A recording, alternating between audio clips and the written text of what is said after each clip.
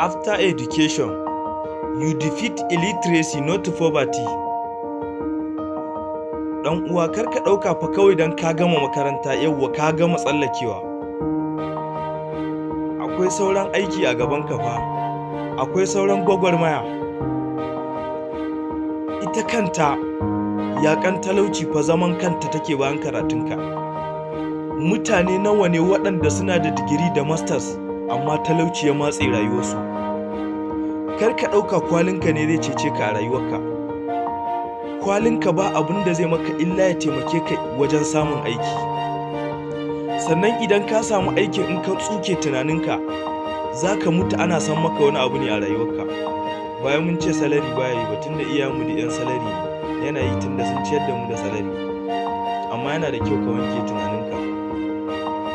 Idan ka gama makaranta ba yana nufin ka gama da talauci ba ne. Gama makarantarka yana nufin ka gama da illiteracy.